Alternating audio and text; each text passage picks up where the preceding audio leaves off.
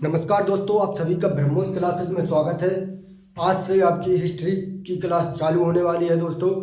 तो आज अपना टॉपिक रहेगा दोस्तों सिंधु सभ्यता के बारे में बात करते हैं दोस्तों। आज अगर मेरी आपको वीडियो अच्छी लगी हो, क्लास आपको अच्छी लगी हो तो क्लास को लाइक कर देना दोस्तों, शेयर कर लेना, चैनल को सब्सक्राइब कर देना दोस्तों। तो चलते हैं दोस्तों, आज सिंधु सभ्यता के बारे में बात करते हैं। चलते हैं दोस्तों, आज अपना टॉपिक सिंधु सभ्यता रहने वाला है। तो ध्यान रखना दोस्तों, सिंधु सभ्यता के बारे में सबसे पहला क्वेश्चन है कि सिंधु सभ्यता नाम कैसे पड़ा। तो ध्यान रखना दोस्तों, सिंधु सभ्यता नाम ऐसे पड़ा कि सिंधु सभ्यता सिंधु नदी के तट पर मिली थी, इसलिए इसे सिंधु सभ्यता का नाम दिया गया। तो नोट करना दोस्तों, पेन कॉपी किताब लेकर मेरे साथ बैठना दोस्तों और नोट करते चलना दोस्तों मेरे साथ साथ। चलते हैं दोस्तों, नोट करते हैं। तो ध्यान रखना दोस्तों, सिंधु सभ्यता नाम सिंधु नदी के किनारे मिली थी, इसलिए इसे सिंधु सभ्यता नाम दिया गया है। सबसे पहला पॉइंट है दोस्तों आपका, सबसे पहला पॉइंट है असभ्यता।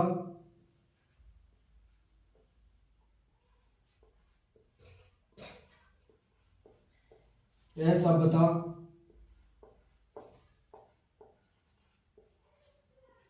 असभ्यता सिंधु नदी के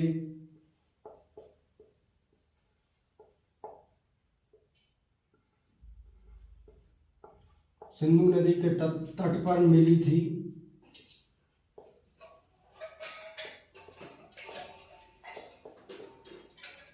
इसलिए इसे सिंधु सभ्यता नाम पड़ा।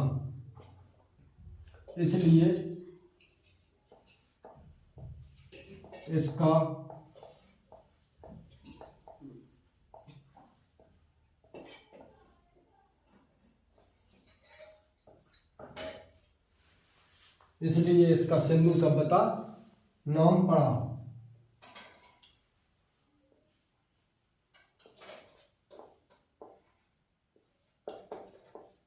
तो ध्यान रखना दोस्तों, इसका सिंधु सभ्यता नाम ऐसे पड़ा था, ये सिंधु सभ्यता सिंधु नदी के तट पर मिली थी, इसलिए इसे सिंधु सभ्यता नाम पड़ा था। अगर आपसे पूछे दोस्तों सिंधु सभ्यता का कार्यकाल कहाँ से कहाँ तक रहा, तो ध्यान रखना दोस्तों, सिंधु सभ्यता का कार्यकाल 2500 ईसा पूर्व से 1750 ईसा पूर्व तक रहा। तो ध्यान रखना दोस्तों, सिंधु सभ्यता का विकास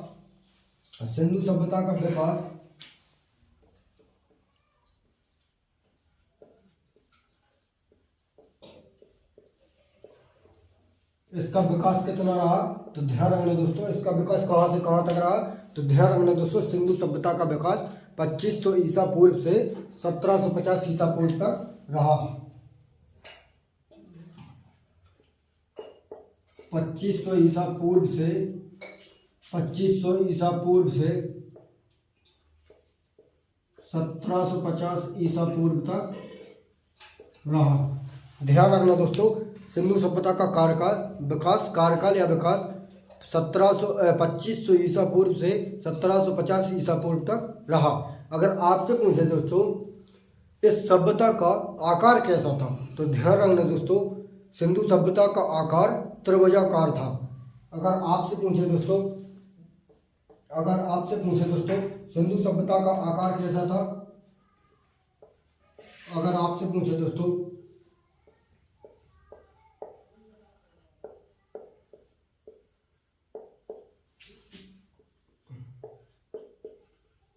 सिंधु सभ्यता का आकार कैसा था, तो ध्यान रखना दोस्तों, सिंधु सभ्यता का आकार त्रिभुजाकार था।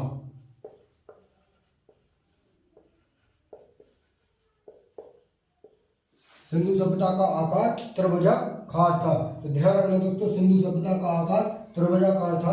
अगर आपसे पूछे दोस्तों इसका क्षेत्रफल कितना था, मतलब सिंधु सभ्यता का क्षेत्रफल कितना था, मतलब कितना फैला था सिंधु सभ्यता, तो सिंधु सभ्यता 13 लाख वर्ग किलोमीटर स्क्वायर में फैला था। अगर आपसे पूछे दोस्तों सिंधु सभ्यता कितनी फैली थी,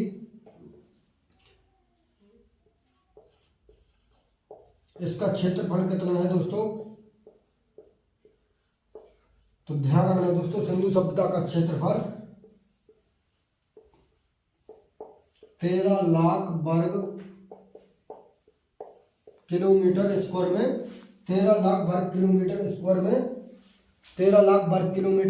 में सिंधु सभ्यता फैली थी। ध्यान रखना दोस्तों, 13 लाख वर्ग किलोमीटर स्क्वायर में फैली थी सिंधु सभ्यता, बहुत लंबे चौड़े में फैली थी।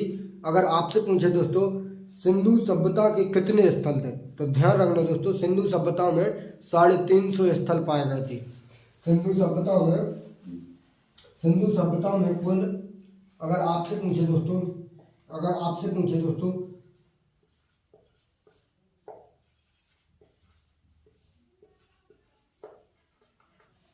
सिंधु सभ्यता में कुल 350 स्थल पाए गए थे।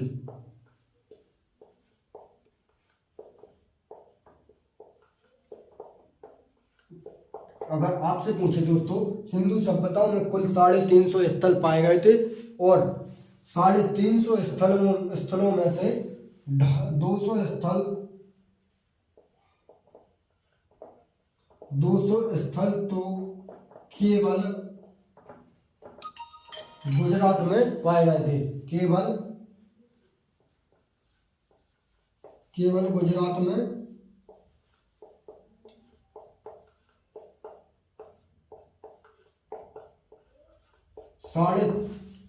अगर ध्यान रखना है दोस्तों, सिंधु सभ्यता में 350 स्थल पाए गए थे और 350 स्थलों में से 200 स्थल तो केवल गुजरात में पाए गए थे। तो ध्यान रखना दोस्तों, गुजरात में 200 स्थल पाए गए थे और सिंधु सभ्यता में कुल 350 स्थल पाए गए थे। अगर आपसे पूछे दोस्तों सिंधु सभ्यता विश्व की पहली नगरीय सभ्यता थी। सिंधु सभ्यता, एक पॉइंट लिख लेते हैं दोस्तों, सिंधु सभ्यता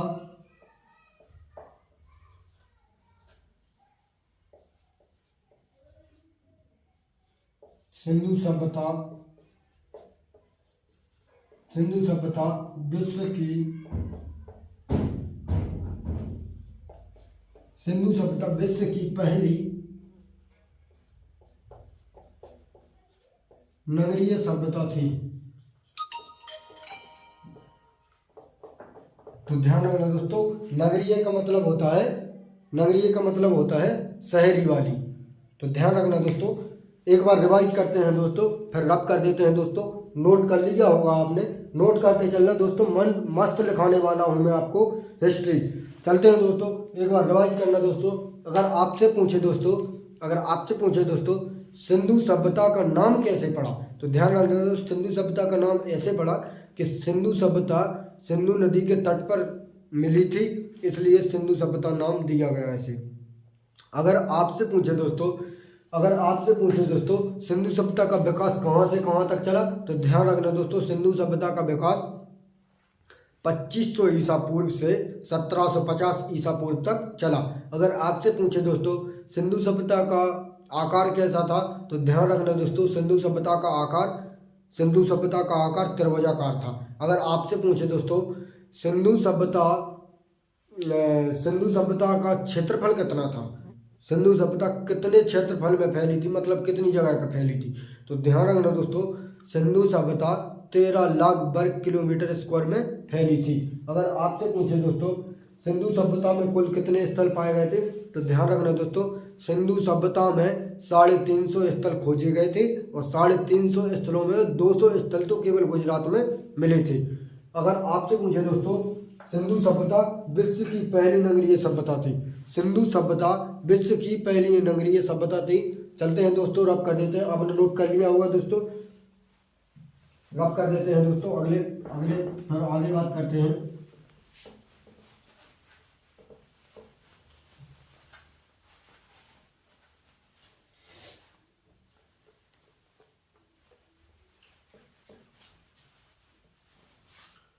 अगर आपसे पूछे दोस्तों सिंधु सभ्यता विश्व की पहली नगरीय सभ्यता थी,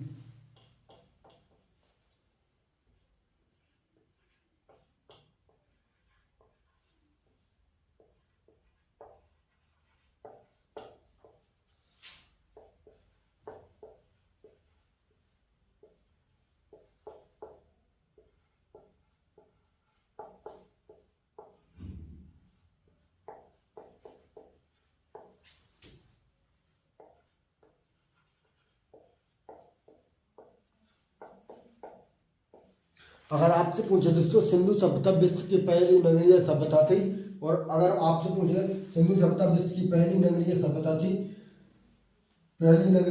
थी, अगर आपसे पूछे दोस्तों विश्व की पहली ग्रामीण सभ्यता कौन सी थी, तो ध्यान रखना दोस्तों, मेसोपोटामिया को विश्व की पहली ग्रामीण सभ्यता मानते हैं। विश्व की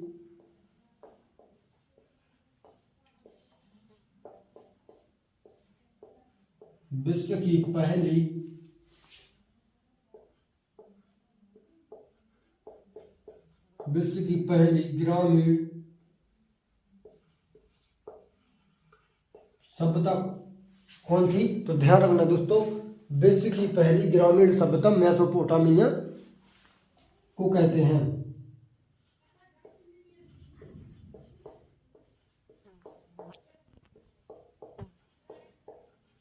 मेसोपोटामिया सभ्यता थी।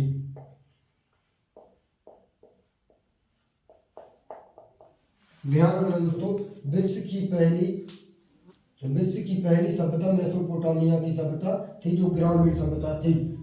अगर आपसे पूछे दोस्तों सिंधु सभ्यता की जानकारी सबसे पहले किसने दी थी, अगर आपसे पूछे दोस्तों सिंधु सभ्यता की जानकारी सबसे पहले किसने दी थी, तो ये चार्ल्स मैसन ने दी थी।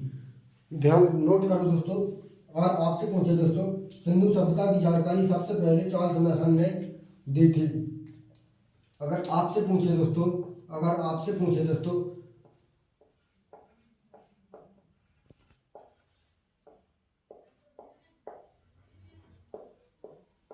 सिंधु सभ्यता की सबसे पहले जानकारी किस, सिंधु सभ्यता की सर्वप्रथम जानकारी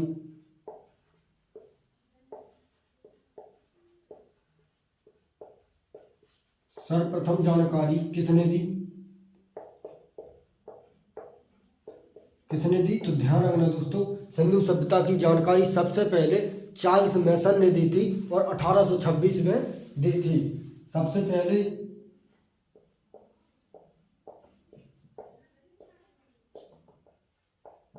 चार्ल्स मैसन ने 1826 ईस्वी में दी थी।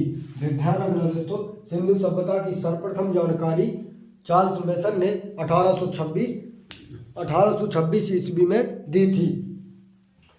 आगे चलते हैं। आगे का क्वेश्चन है दोस्तों आपका, अगर आपसे पूछो दोस्तों सिंधु सभ्यता का सर्वेक्षण किसने दिया था, आपसे पूछे दोस्तों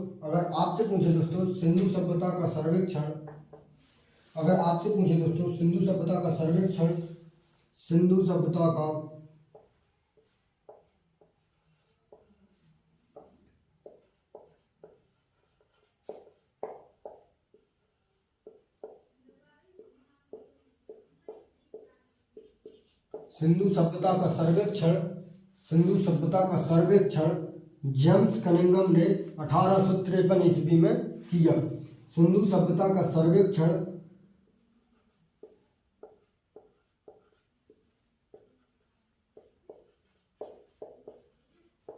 जेम्स कनिंघम ने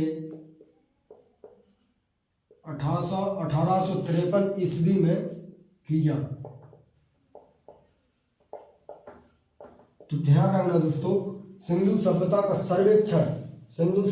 सर्वेक्षण जेम्स कनिंघम ने 1853 ईस्वी में किया था। आगे चलते हैं दोस्तों, आगे बात करते हैं दोस्तों। आगे का क्वेश्चन है दोस्तों आपका, लॉर्ड कर्जन ने, अगर आपसे पूछे दोस्तों कर्जन ने 1904 में पुरातत्व विभाग की स्थापना की थी। इसी समय सिंधु सभ्यता के समय 1904 ईस्वी में 1904 ईस्वी में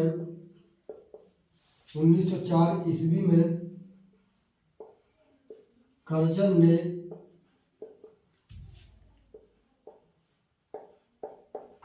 ने पुरातत्व विभाग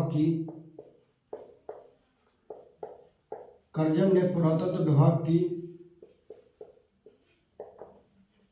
स्थापना की। तो ध्यान रखना दोस्तों, कर्जन ने 1904 ईस्वी में पुरातत्व विभाग की स्थापना की और इसका महानिदेशक किसको माना गया था, इसको बनाया गया। इस पद का महानिदेशक, पुरातत्व विभाग का महानिदेशक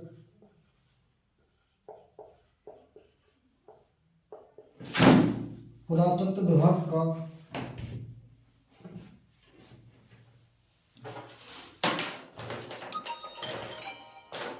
अगर आपसे पूछे दोस्तों, पुरातत्व विभाग का महानिदेशक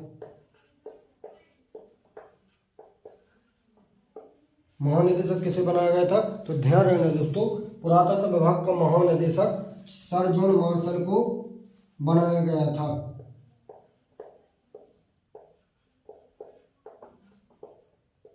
सर जॉन मार्शल को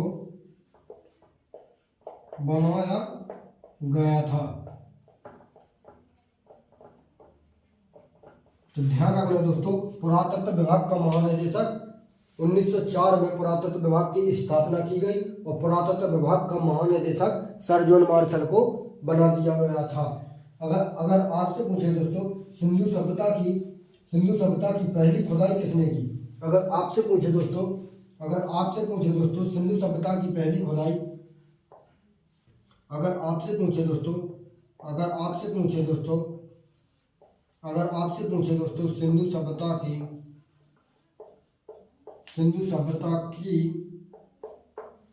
सभ्यता की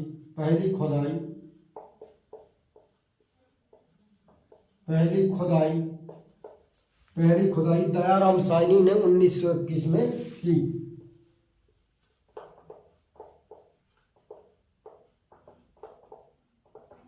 दयाराम साहनी ने 1921 में की।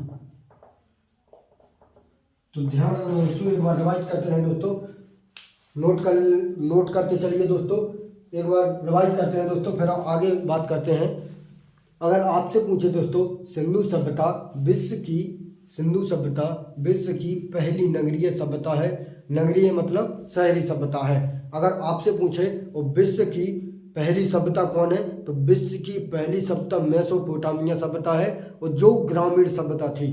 अगर आपसे पूछे दोस्तों, सिंधु सभ्यता की सर्वप्रथम जानकारी किसने दी थी, तो ध्यान रखना दोस्तों, सिंधु सभ्यता की सर्वप्रथम जानकारी चार्ल्स मैसन ने 1826 ईस्वी में दी थी। 1826 ईस्वी में दी थी। अगर आपसे पूछे दोस्तों, सिंधु सभ्यता का सर्वेक्षण, अगर आपसे पूछे दोस्तों सिंधु सभ्यता का सर्वेक्षण जेम्स कनिंघम ने 1853 ईस्वी में किया था। अगर आपसे पूछे दोस्तों पुरातत्व विभाग की स्थापना कब हुई, तो ध्यान रखना दोस्तों, पुरातत्व विभाग की स्थापना 1904 में कर्जन के समय स्थापना हुई थी। पुरातत्व विभाग की स्थापना 1904 में कर्जन के समय हुई थी। अगर आपसे पूछे जो पुरातत्व विभाग की स्थापना हुई, फिर उसका महानिदेशक भी बनना चाहिए, तो उसका महानिदेशक कौन बना था, तो उसका महानिदेशक सर जॉन मार्शल को बनाया गया था। अगर आपसे पूछे दोस्तों सिंधु सभ्यता की पहली खुदाई किसने की थी, तो सिंधु सभ्यता की पहली खुदाई दयाराम साहनी ने 1921 में की थी। चलते हैं दोस्तों, रफ कर देते हैं, फिर आगे बात करते हैं दोस्तों।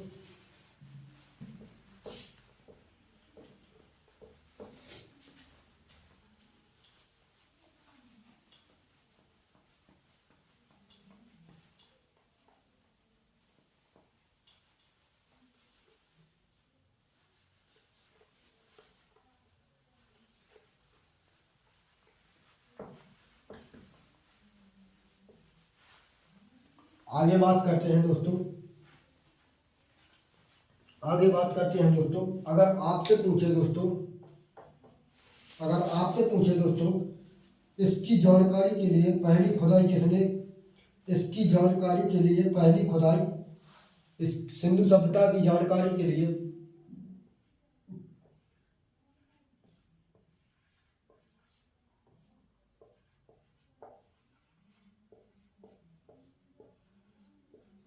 सिंधु सभ्यता की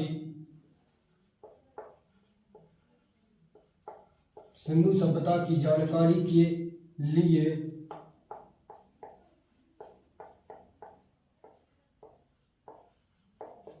पहली खुदाई, अगर आपसे पूछे दोस्तों सिंधु सभ्यता की जानकारी के लिए पहली खुदाई हड़प्पा में, पहली खुदाई हड़प्पा में 1921 ईस्वी में, हड़प्पा में 1921 ईस्वी में हुई थी। हड़प्पा में 1921 ईस्वी में 1921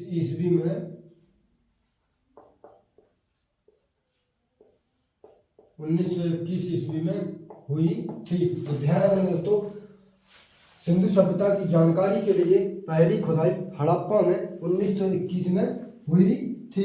अगर आपसे पूछे दोस्तों सिंधु सभ्यता को और इसी को सिंधु सभ्यता को हड़प्पा सभ्यता के नाम से भी जाना जाता है।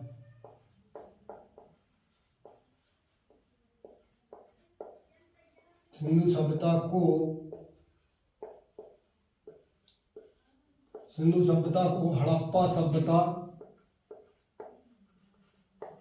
हड़प्पा सभ्यता के नाम से भी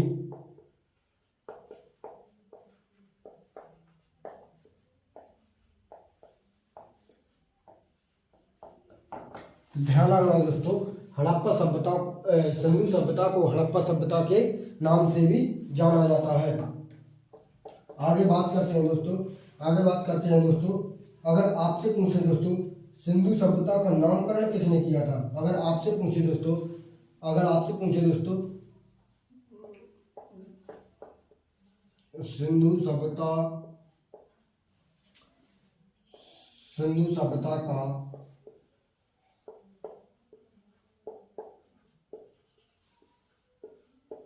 सिंधु सभ्यता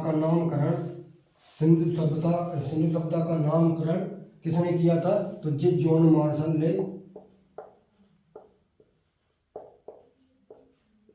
ध्यान रखना दोस्तों, सिंधु सभ्यता का नामकरण जॉन मार्शल ने किया था। ध्यान रखना दोस्तों, सिंधु सभ्यता का नामकरण जॉन मार्शल ने किया था। अगर आपसे पूछे दोस्तों इस सभ्यता को कौन सी गुण सभ्यता भी कहते हैं? इस सभ्यता को कौन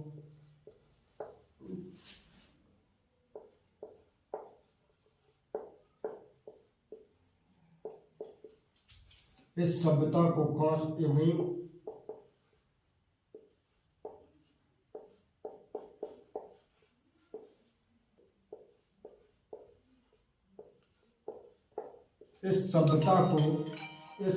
को कांस्य सभ्यता भी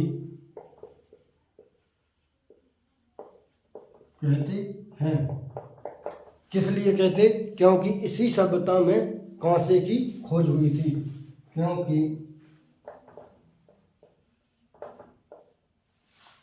क्योंकि इसी सभ्यता में कांसे की खोज हुई थी।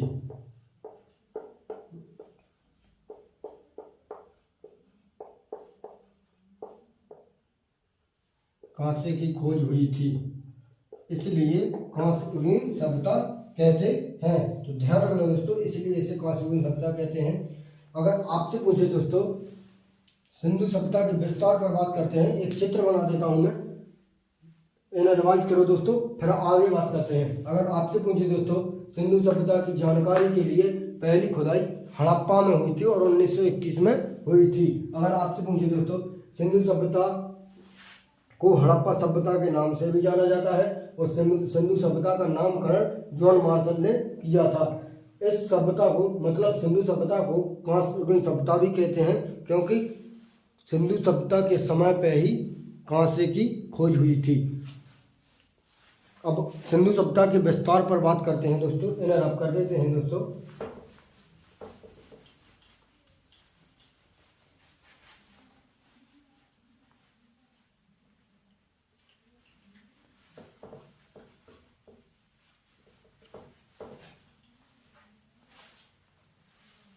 सिंधु सभ्यता के विस्तार के बारे में बात करते हैं।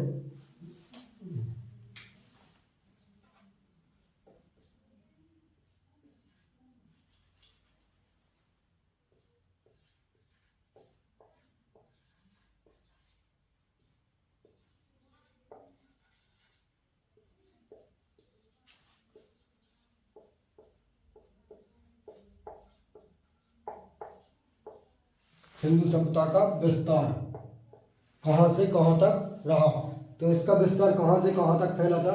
एक चित्र बनाते हैं दोस्तों, एक चित्र बनाते हैं दोस्तों, एक चित्र बनाते हैं दोस्तों।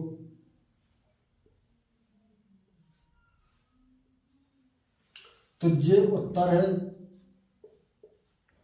ये दक्षिण, पूरब, ये पश्चिम। तो ध्यान रखना दोस्तों, उत्तर में जम्मू कश्मीर के, उत्तर में जम्मू कश्मीर के मांडा जिले में, उत्तर में जम्मू कश्मीर का एक मांडा जिला है, उत्तर में जम्मू कश्मीर का, जम्मू कश्मीर का मांडा जिला है।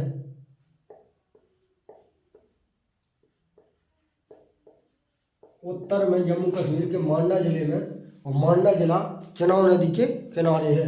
मांडा जिला चनाव नदी के किनारे है जी। तो उत्तर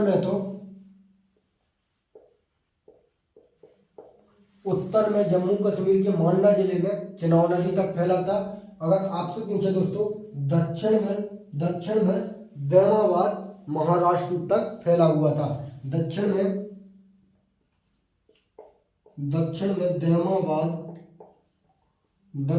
दैमाबाद महाराष्ट्र तक फैला। अगर आपसे पूछे दोस्तों, दक्षिण में दैमाबाद महाराष्ट्र तक फैला था, और पूरब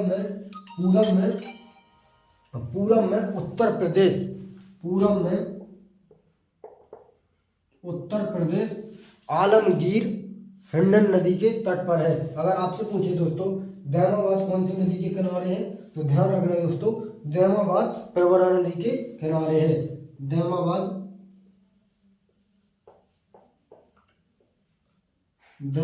प्रवरा नदी के किनारे है। अगर आपसे पूछे दोस्तों, पूरब में आलमगीर उत्तर प्रदेश,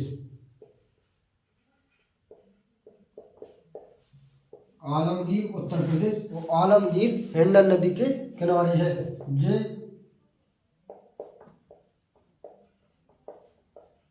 आलमगीर हिंडन नदी के किनारे स्थित है। आलमगीर हिंडन नदी के किनारे है। और अगर आपसे पूछे दोस्तों, पश्चिम में सुतकांगेडोर स्थान है। पश्चिम में सुतकांगेडोर स्थान है। पश्चिम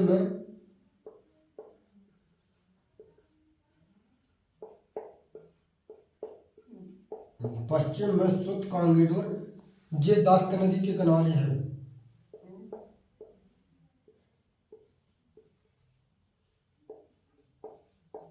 सुतकांगेडोर दास्त नदी के किनारे है। ध्यान रखना दोस्तों, उत्तर में जम्मू कश्मीर के मांडा जिले में, और मांडा जिला चनाव नदी के किनारे है।